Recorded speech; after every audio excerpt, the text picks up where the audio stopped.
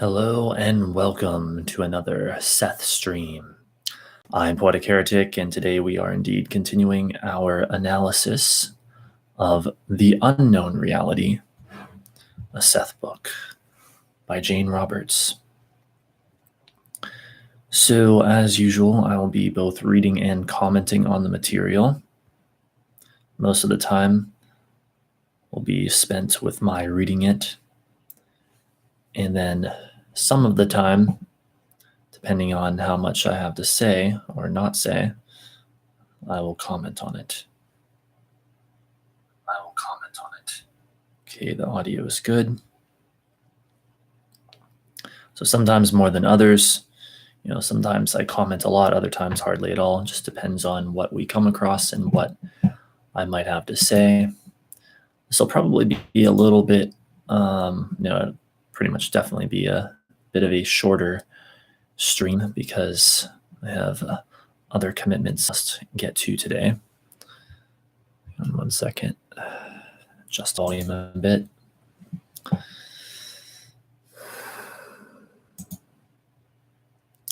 But it is my intention to be here for a good hour. And so remember, this is an analysis of the unknown reality. This is not just my sitting here reading it the entire time, nor is it my sitting here trying to tell anyone what to believe, nor is it my sitting here saying that just because we're reading and analyzing this book on stream means that I automatically agree with everything in it. No, I don't. This is an analysis, as always. Does not mean that I agree with everything in the book automatically. So let's see. Or the unknown reality is being revealed now.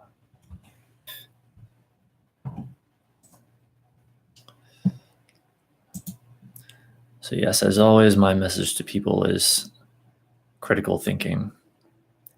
Think critically, never just accept what you're told. Analyze it, critique it.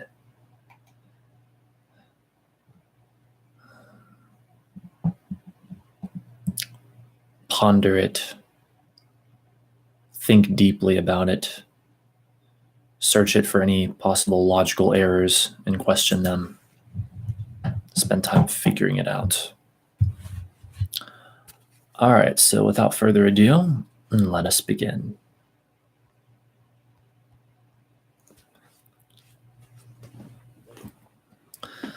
Session 687, March 4th, 1974, 9:42 p.m., Monday. See Appendix 6 for the material on parallel man, alternate man, and probable man that Jane began dictating to me shortly after last midnight. In chapters 3 and 12 of Personal Reality, I inserted notes describing how Jane and I had seen geese during their migrations south, then north, respectively, in 1972 and 1973. Now that truly sublime and mysterious phenomenon was upon us again, and if anything, we found it more meaningful than ever. For myself, I made intuitive connections between the regular travels of the geese and our own work rhythms in producing the Seth books. There were welcome similarities between our sighting of today and that of last March. Again, the weather was very warm for this time of year. Again, a fine rain was falling. I threw open a kitchen window when Jane called my attention to that familiar honking sound. The geese came in low over the river half a block away, flying beneath the clouds and in the rain, a great wide V of them, heading north. I'd never seen so many in one flock or gaggle before. A certain number of birds shuttled back and forth within the formation at any one moment, changing their positions for reasons unknown to us, quote-unquote talking all the while. Once again, I found great reassurance in watching the spectacle of their flight. Those birds, I thought, knew where they were going. They knew what they were doing, in ways man could barely comprehend. I followed the formation until it disappeared in the mists and trees on the horizon. We'd waited for the session to begin since 9:20. At 9:37, Jane said impatiently, "Come on, Seth." I've done this a lot lately, haven't I? Then, I feel him vaguely around. And Seth continued his material on practice element 1. Good evening. Good evening, Seth. Now, such experiences as Rupert's Saratoga episode are valuable because they begin a process in which other neurological pulses are to some degree underlined recognized. Over a period of time, this can bring about some conscious experience with probable realities. In the beginning, the glimpses may be very brief, and the sense experience misty. Nevertheless, new patterns and cognitive endeavors are being set up between the neurological structure and the consciousness that you know. An excellent preliminary exercise is the following. Practice element 1. Take any remembered scene from your own past. Experience it as clearly as possible imaginatively, but with the idea of its probable underlined extensions. Sometime immediately or after a few tries, a particular portion of the scene will become gray or shadowy. It is not a part of the past that you know, but an intersection point where that past served as an offshoot into a series of probabilities that underlined you did not follow. Instead of a shadowy element, you yourself may feel unsubstantial, quote unquote, ghostly, as Rupert did, period. Instead of any of those things, the imagined dialogue, if there is any, may suddenly change from the dialogue that you remember, or the entire scene and action may quickly alter. Any of these occurrences underlined can be hints that you are beginning to glimpse the probable variations of the particular scene or action. It is, however, the subjective feeling that is the important clue here, and once you experience it, there will be no doubt in your mind. Some people will have little trouble with the exercise, and others will need to exert persistence before finding any success at all. Pause. This method is even more effective if you choose from your past a scene in which a underlined choice was involved that was important to you.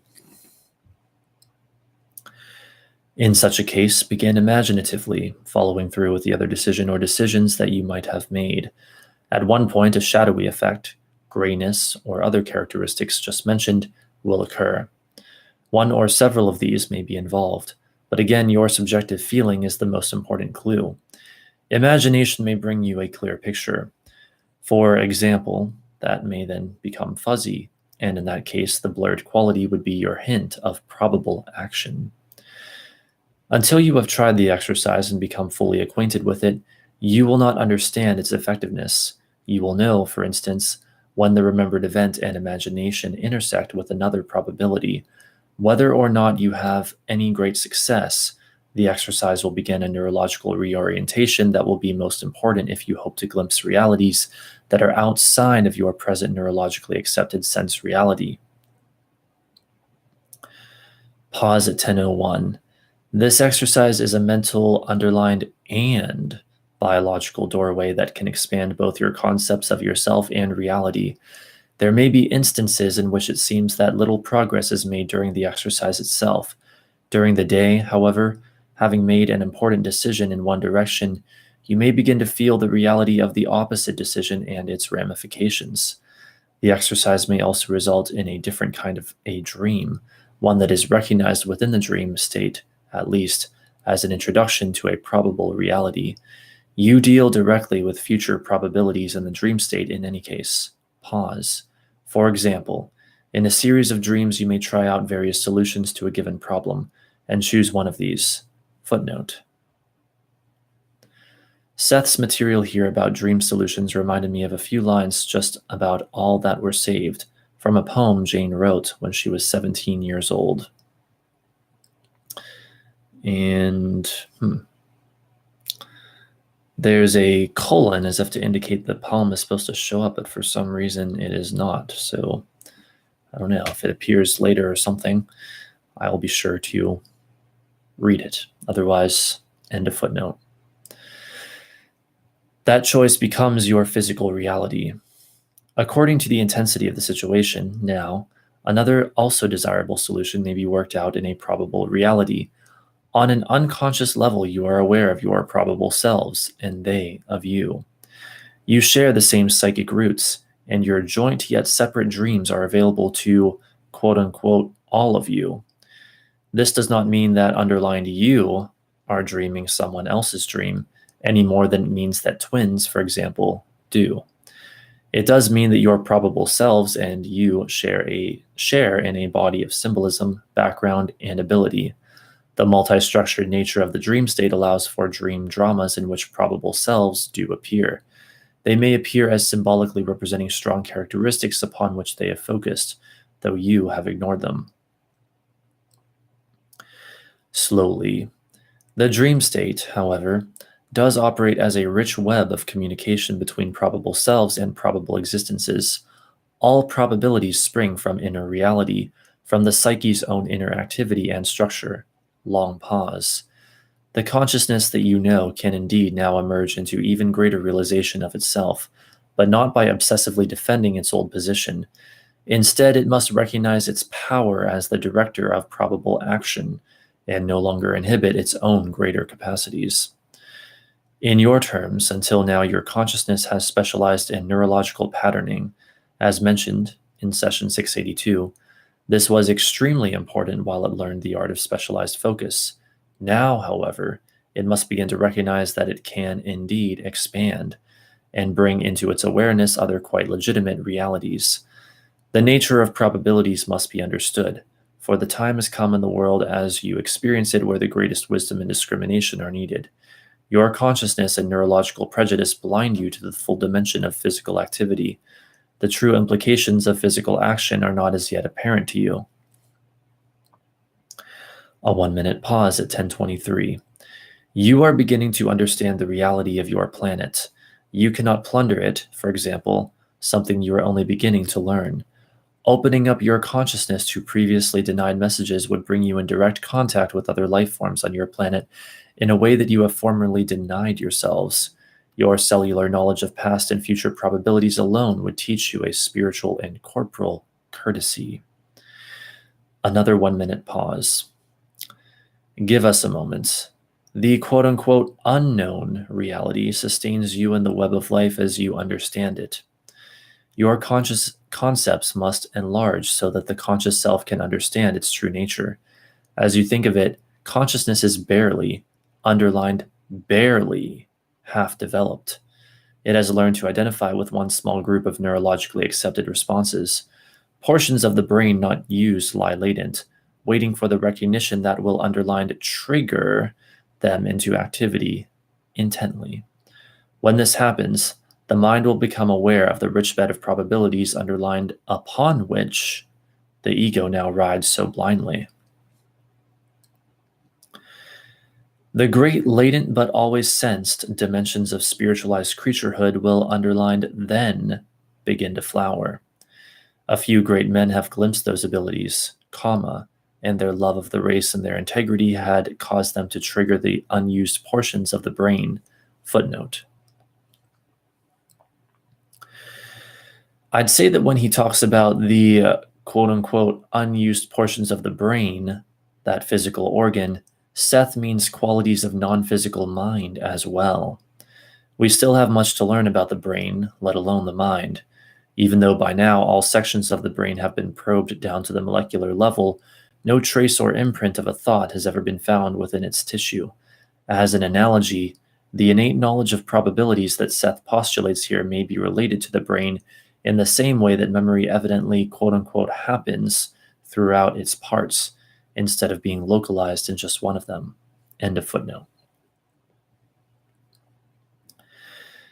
In their way, they sense the great probable future and its ramifications. In centuries past, they saw your present, though through their own vision, and so it was only partially the present as you know it. Your emotional reality truly leaps into its own only now and then, for your very concepts of yourselves deny the multidimensional aspects of your being. The need and the yearning to love and to know are both biologically present within you. They are present within the animals and within a blade of grass. The concepts of God that you have gone hand in hand with the development of your consciousness.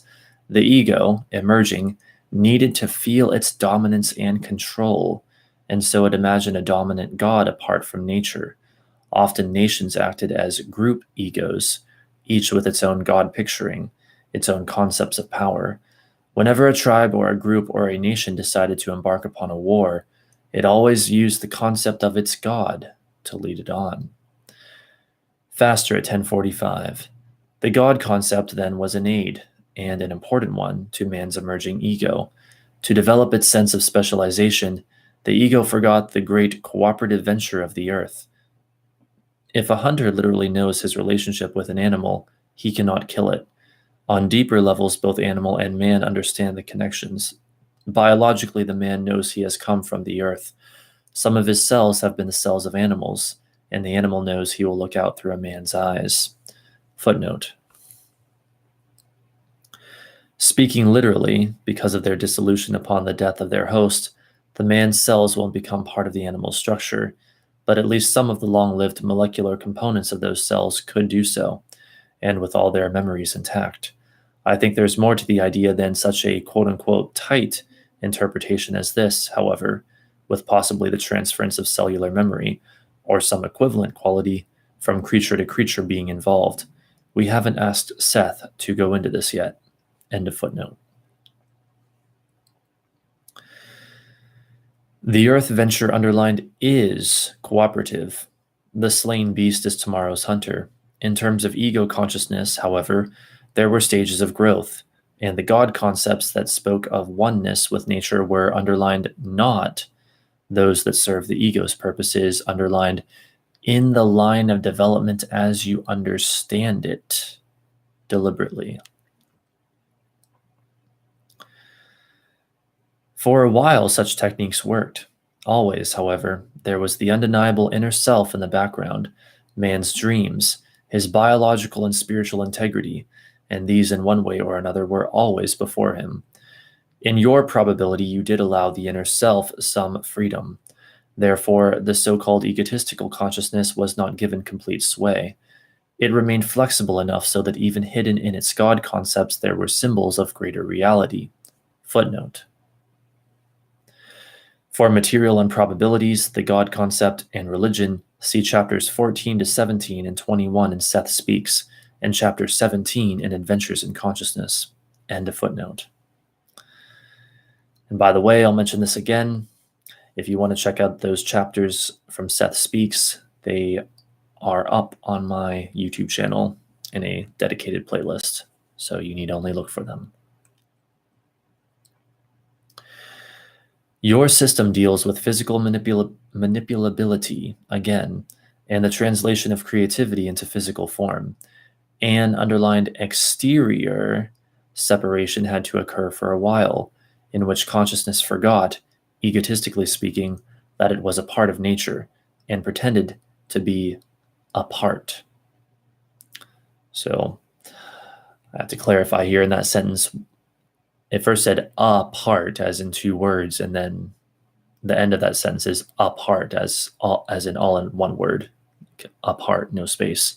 So again, an exterior separation had to occur for a while, in which consciousness forgot, egotistically speaking, that it was a part of nature and pretended to be apart. It was known, however, and unconsciously written in the cells and mind and heart, that this procedure would only go so far. When man's consciousness was sure of itself, it would not need to be so narrowly focused. Then the true flowering of humanity's consciousness could begin. Then the ego could expand and become aware of realities it had, quote-unquote, earlier ignored. Period. Jane, in trance, sat with a hand to her closed eyes as she rocked back and forth. A brief break. 10:59 to 11:07. The Kindle app is notifying me that the following sentence has been highlighted 165 times. You have put yourselves in a position where your consciousness must now become aware of the probable past and probable futures in order to form for yourselves a sane, fulfilling, and creative present. Ego consciousness must now be underlined familiarized with its roots, or it will turn into something else. You are in a position where your private experience of yourself does not correlate with what you are told by your societies, churches, sciences, archaeologies, or other disciplines. Man's quote unquote unconscious knowledge, underlined, is becoming more and more consciously apparent. This will be done under and with, underlined, the direction of an enlightened and expanding egotistical awareness, much louder, that can organize the hereto neglected knowledge, underlined, or it will be done at the expense of the reasoning intellect, again louder, leading to a rebirth of superstition, chaos, and the underlined unnecessary war between reason and intuitive knowledge. So that was a bit of a mouthful, so I'm going to reread that, but this time, now that I've already said what's underlined and what's louder and all that, I'm just going to read it without indicating any of that. Just read the words themselves, or the main part of the sentence. This will be done under and with the direction of an enlightened and expanding egotistical awareness that can organize the hereto neglected knowledge, or it will be done at the expense of the reasoning intellect, leading to a rebirth of superstition, chaos, and the unnecessary war between reason and intuitive knowledge. Pause. When, underlined, at this point now of mankind's development, his emerging unconscious knowledge is denied by his institutions, then it will rise up despite those institutions and annihilate them. Pause. Cult after cult will emerge, each unrestrained by the use of reason, because reason will have denied the existence of rampant unconscious knowledge, disorganized and feeling only its own ancient force. So, a more fundamental point of what Seth is saying here, if you want to take it down to sort of basics and oversimplify things, is there's no need for there to be conflict between reason and intuition. Like, they ought to be integrated. In fact, they probably are made to be integrated ultimately. They fit together. There's no need for there to be a conflict between them.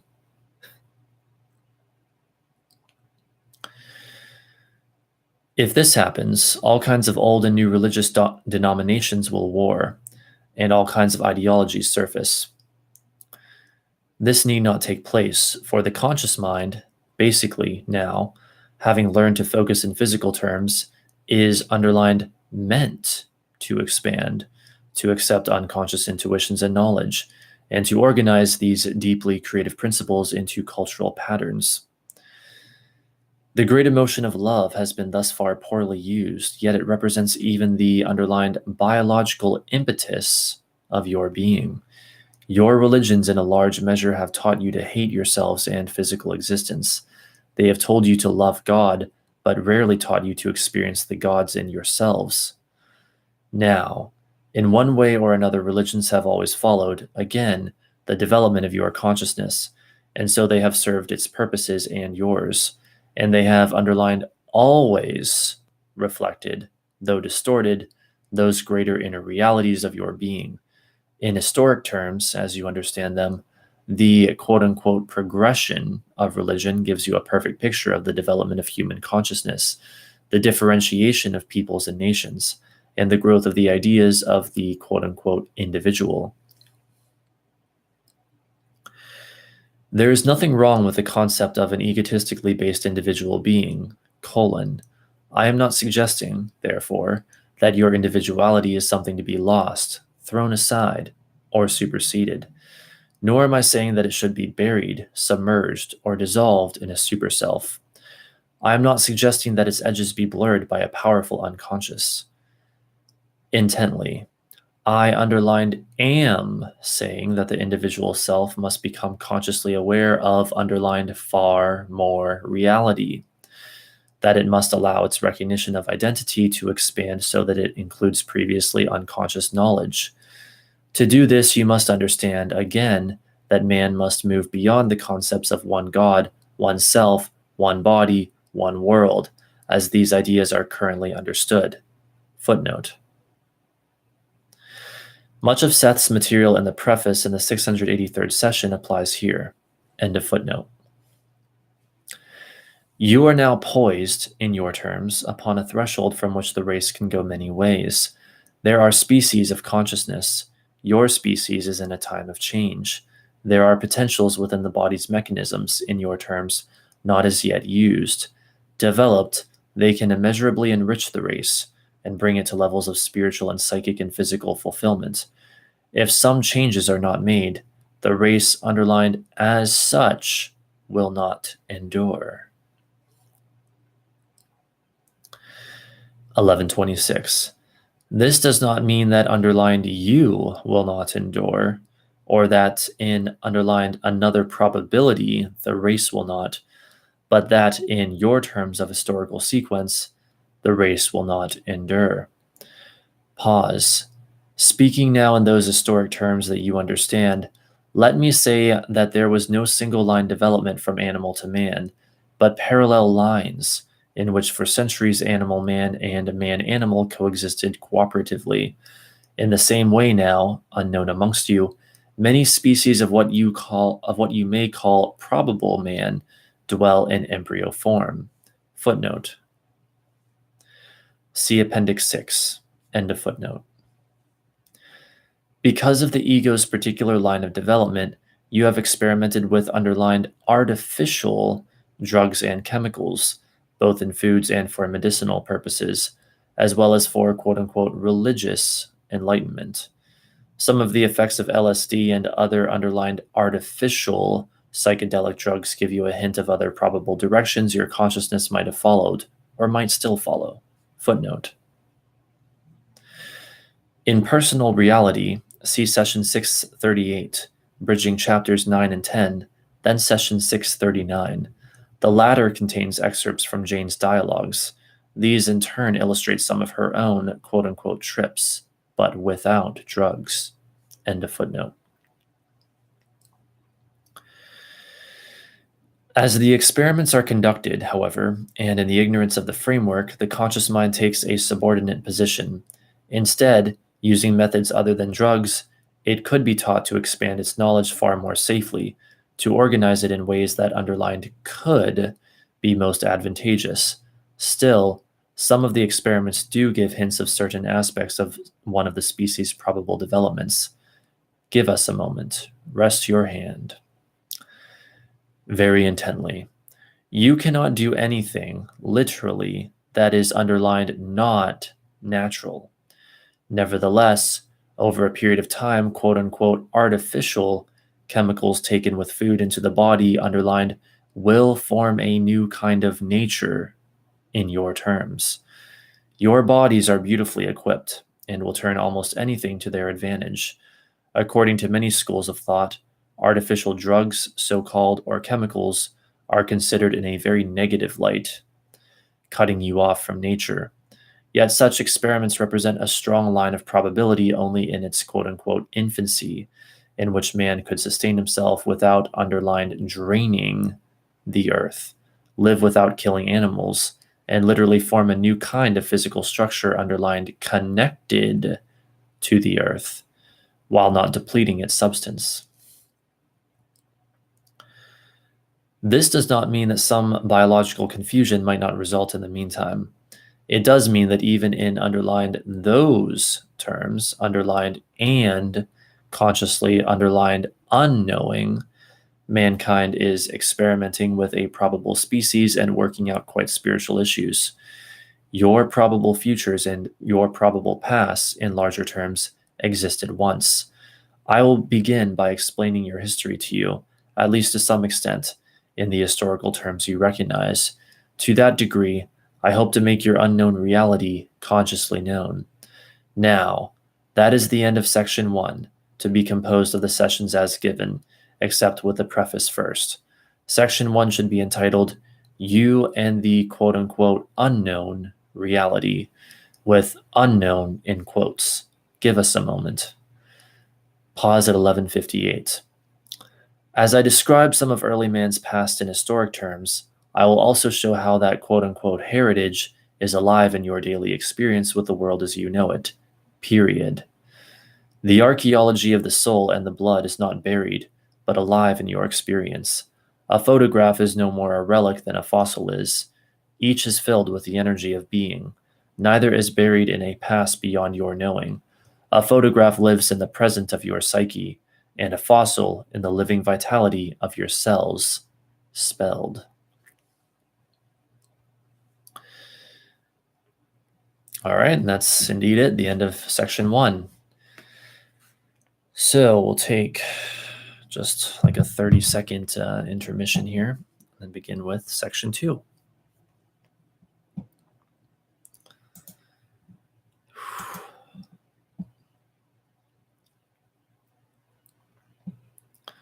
roughing it a bit today. Didn't get much sleep, unfortunately, because my sleep schedule is currently messed up and resetting itself. And I also didn't grab any water since this is such a short stream. So now my voice is, kind of paying for it with my voice right now, the tiredness in it, but I'll be fine. Just letting you guys know some background of the conditions, or the condition that I'm in, and the conditions perhaps around me as I am broadcasting this. All right. Section 2, Parallel Man, Alternate Man, and Probable Man, the reflection is in the present private psyche, your multidimensional reality in the now of your being. That is all the title of section 2.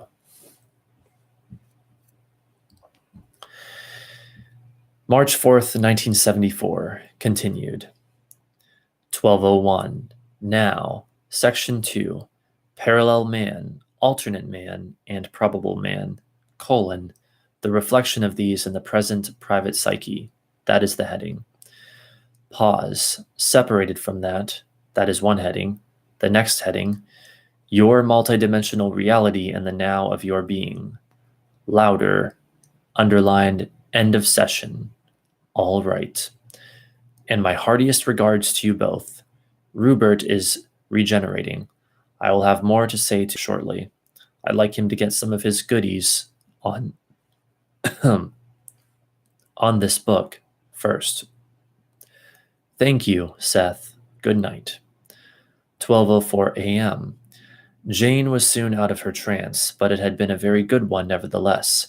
Sitting in her rocker, she began to rapidly pound her feet on the floor. I felt the vibrations. Quote, these trances are so deep that I want to do something when I come out of them, she said. She continued to thump away. They're different. There's no two ways about it. End quote. The next morning, Jane told me that once again she'd done, quote, a lot of book dictation, end quote, after she went to bed.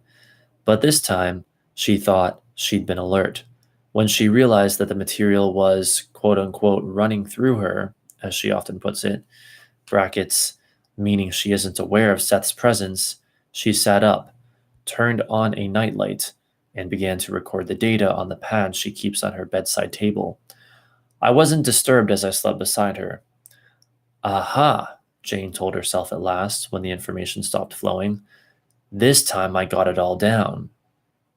She lay back in bed and woke up. She had dreamed the recording part of the experience. And that is the end of that session. And guess what? That poem mentioned in the first note / footnote does appear here at the end of the session and the notes. So here it is. I have found dreams and followed them and lost them. I have found speckled pebbles by the seashore and saved them. But the dreams were what I wanted. That's the poem.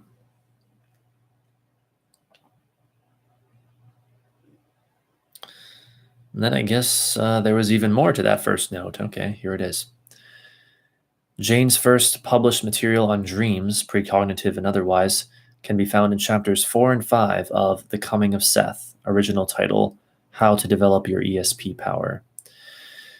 She quotes Seth on dreams in chapter 14 of the Seth material, and to some extent he discusses them directly in Seth Speaks and Personal Reality. However, we've accumulated quite a bit of unpublished Seth material on dreams, and I'll start looking for chances to insert some of those data and the rest of Unknown Reality. Okay, that's it.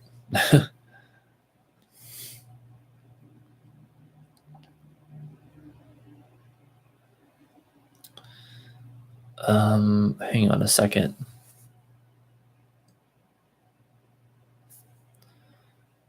I think there's another poem here that didn't come up in one of the footnotes earlier. Yeah, I guess there is. All right, I'll read that as well.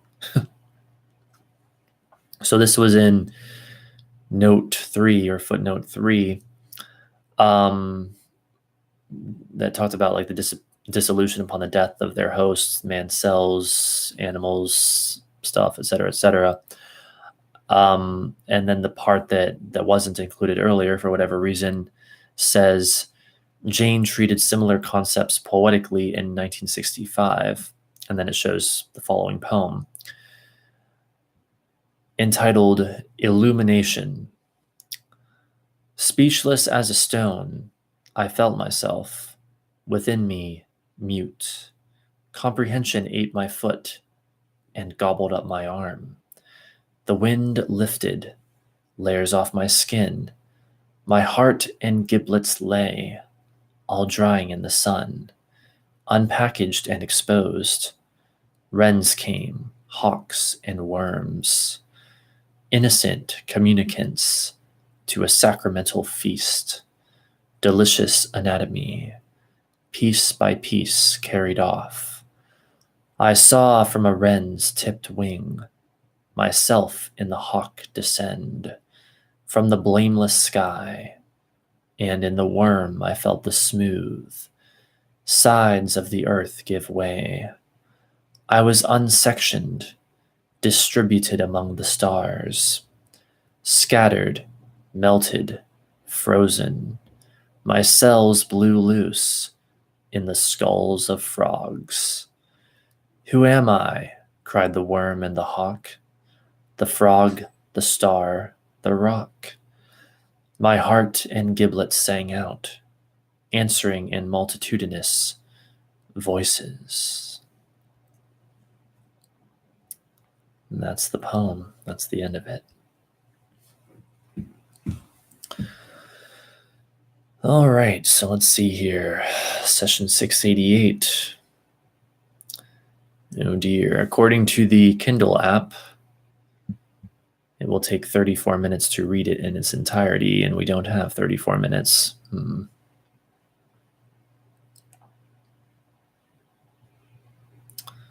Let's see, 34 minutes from now would be 4:26. Make that 4:27. I'm afraid that's just cutting it too close. I guess there's not really anything I can do. I didn't expect it to go this way, but whatever. We'll just have to stop here. This will just have to be a super short stream, just a super short part of things. But that's all right. Maybe what I can do is come back tonight once I've had my therapy and dinner and like analyze another session or two or whatever, come back for it, hopefully at least an hour. But for now, yeah, we just can't do that. But I don't know. We'll have to see how I'm feeling because, like I said, my sleep schedule's all fucked up right now, and I don't really know how I'm going to be feeling later, sadly. But if I feel later as you know, okay, because I don't feel super good, but I don't feel super bad either right now. If I feel as okay later as I feel now, then I'll definitely come back. But if I don't, or if something about it just doesn't feel right, then I guess we'll just have to wait till next Monday. You know, maybe we can squeeze in another quick one on Wednesday or something. I have no idea. But we'll figure it out. You know, these things are always working out, and that is what matters. So if I don't return today, I want to thank anyone who has been here for watching and anyone who watches when this is not live for watching. And remind people, yes, I'll be back on Wednesday with hopefully some tarot forecasts for the 4 elements. And hopefully also some live tarot readings for donations of any amount that day as well. And I'll be back on Saturday with a tarot card analysis, looking at the 5 of Wands, and as always, back next Monday with more Seth material. And I'm sure that by then, my sleep schedule will stabilize and this misery will be over. Trying to deal with it as best I can, but I'm not going to lie. It's been kind of miserable at times, and I would just wish it would like freaking end already. And I could just, sleep and wake up in the ways that I'm used to, but whatever. It's nothing I haven't experienced before. So again, thank you guys for being here. And I'm going to go try to tune into some probabilities where I am getting proper sleep. Let's get into that unknown reality, because it sure is, as of now, unknown to me. Let's analyze those beliefs. So thanks again, and have a great day or night wherever you are.